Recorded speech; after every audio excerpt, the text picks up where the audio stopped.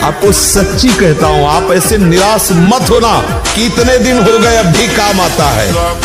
एक दिन वो समय आएगा कि तुम ऐसे छाती ठोक के कहोगे कि किसी की ताकत नहीं कि हिला दे।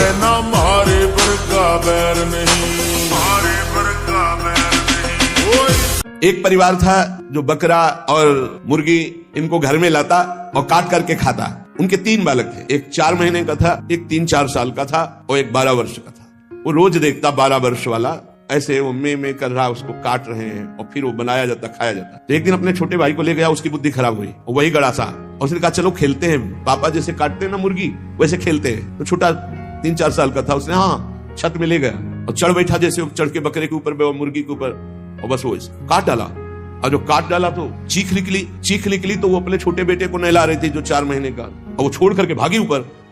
तो टप में जितना पाली था वो बच्चा गिर गया, उसकी हिम्मत उठने की थी, वो वहां मर गया। और जब ऊपर गई उसका अरे दुष्ट तूने काट दिया, तो छलांग मार गया भय से, वो नीचे आके गिर के मरा। पूज्य भाई जी ने तो विस्तृत में लिखा है कि इन मांस खानों वालों के परिवारों का बहुत बुरी तरह नाश होगा, और जब ये मरेंगे तब नरक जाएंगे। और फिर एक परिवार था जो बकरा और मुर्गी इनको घर में लाता और काट करके खाता। उनके 3 बालक थे, एक 4 महीने का था, एक 3-4 साल का था और एक 12 वर्ष का था। वो रोज देखता 12 वर्ष वाला ऐसे वो में कर रहा, उसको काट रहे हैं और फिर वो बनाया जाता, खाया जाता। तो एक दिन अपने छोटे भाई को ले गया, उसकी बुद्धि खराब हुई, वही गड़ासा, और उसने कहा चलो खेलते हैं, पापा जैसे काटते हैं ना मुर्गी वैसे खेलते हैं। तो छोटा 3-4 साल का था, उसने हाँ छत में ले गया और चढ़ बैठा, जैसे चढ़ के बकरे के ऊपर मुर्गी के ऊपर, और बस वो काट डाला।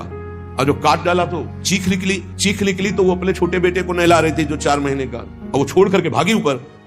तो टप में जितना पाली था वो बच्चा गिर गया, उसकी हिम्मत उठने की थी, वो वहां मर गया। और जब ऊपर गई उसका अरे दुष्ट तूने काट दिया, तो छलांग मार गया भय से, वो नीचे आके गिर के मरा। पूज्य भाई जी ने तो विस्तृत में लिखा है कि इन मांस खानों वालों के परिवारों का बहुत बुरी तरह नाश होगा, और जब ये मरेंगे तब नरक जाएंगे। और औरत को नरक का द्वार नहीं कहा जाता, औरत को भोग बुद्धि से देखना नरक का द्वार है। वो हमारी माँ भी औरत है, ये इन्हीं से हम लोग पैदा हुए हैं, आकाश से थोड़ी पैदा हुए। हम सब फिर नरक हुए ना, क्योंकि पैदा तो इन्हीं से हुई है ना। कोई भी महात्मा हो आकाश से थोड़ी उतरा है, माता से तो पैदा हुआ है। तो वो माता आप ही लोगों में तो होती है। शक्ति के बिना अगर वो मात्रा ऐसे न चढ़े शक्ति की, तो शिव को क्या बोलोगे? सौ। ये शक्ति ही शिव है। ऐसे तुम्हारे जीवन की एक साथी स्वरूप बन करके भगवान आए हैं, तुम्हें दुलार करने के लिए, तुम्हें सुख पहुंचाने के लिए। माता की तरह भोजन बना के पत्नी दुलार करती है, मित्र की तरह तुम्हें सही सलाह देकर तुम्हें सुखी करती है। सर्वस्व अपना अर्पण कर, उसको नरक कैसे?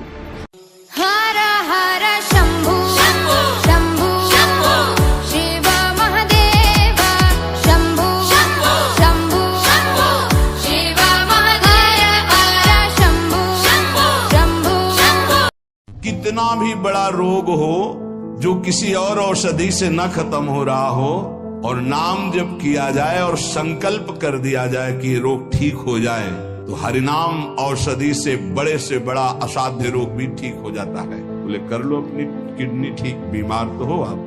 तो सच्ची कहते हैं, वृंदावन में बैठे 100 के 100% में 1% भी इच्छा नहीं कि हमारी किडनी ठीक हो जाए।